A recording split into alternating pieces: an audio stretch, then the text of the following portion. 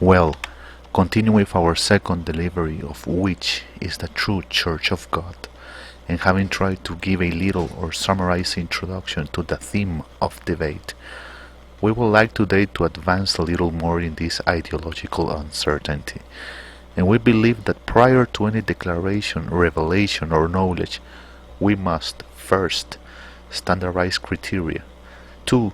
Find the scriptural basis, and 3. To allow them to define us the path to follow. It's not a simply and easy thing to do because the problem that we have is a very sensitive problem, very utopic, we'll say, pretty complicated and difficult, because faith is disputed, is glorified, is mentioned, fighted, that it has more than 2 millenniums from its creation. And when we talk of disputes and of struggles, of fights and of wars, well, we have to look for the historical facts that are found in the very history of humanity. In it we can see a pour out, a squandering, an abundance of knowledge about a countless of aspects, we'll say, are shameful, sad, painful, dramatic, and could continue making mention of others and believe that we will redundate in the same thing.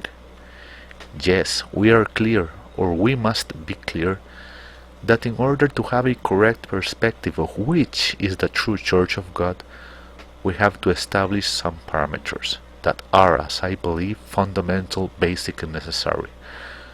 We also have to prematurely declare or clarify, testify, or mention that there are some facts that cannot be taken as correct or as valid. As ascertained in the first delivery, it corresponded to us to make an investigation which we believed back then to be profound, very well connected, we will say, with the reality about the origin of the Church of God.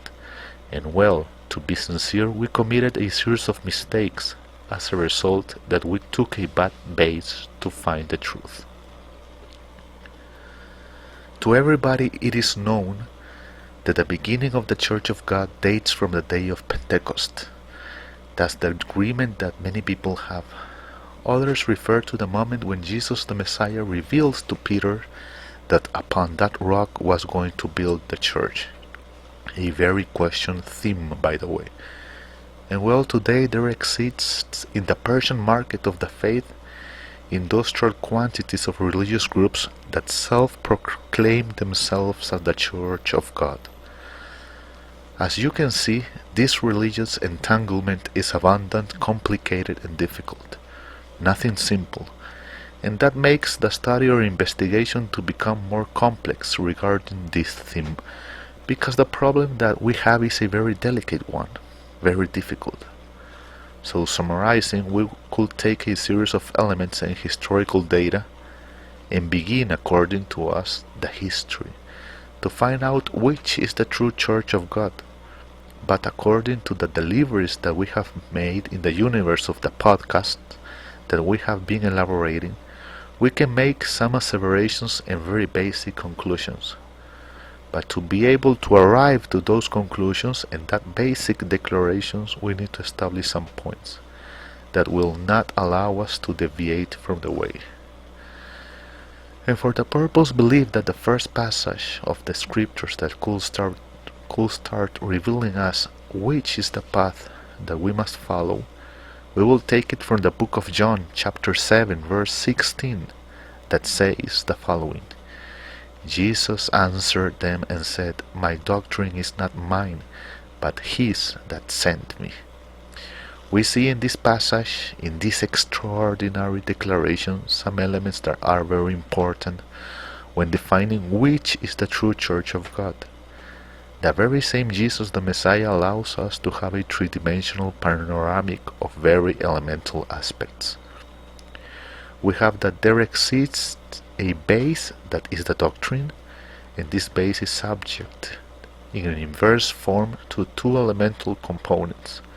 One is he who sent him, that is in question mark, that is the one that we have to clear up, and the second one, Jesus the Messiah. That is why he says, my doctrine, that is the base, is not mine, but his that sent me. That already gives us a little panoramic, a little clarity to where we are heading to.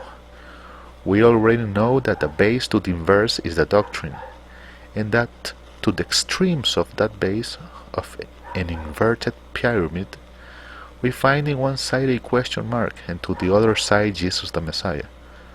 So our duty is to clear that question mark, to have the complete inverse pyramid.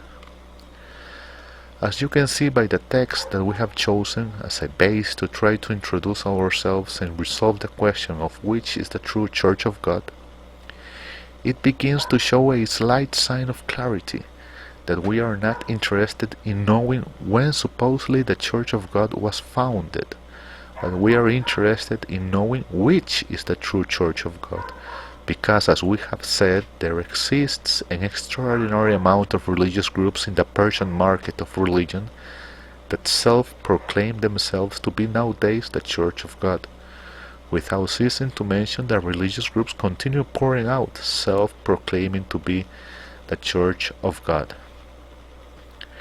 We always remind you that you can visit our webpage churchofgod.tk. There we have a richness of material that you can look after, that you can check, that can help you in the search of the truth. Also, you can write us to our email, thelastchurch7, 7 in number, okay, gmail.com, to let us see your concerns and doubts. We will try to give to this theme a determined proportionality of time, so it can allow us to arrive where we want to arrive, not where we would like to arrive, but where we want to arrive. That is where the truth is. That is why we invite you to the next delivery to continue analyzing and studying this theme, and to give it the perspective that corresponds, and that together we can find the truth of the things. Beforehand, we appreciate the attention given and we hope to meet again.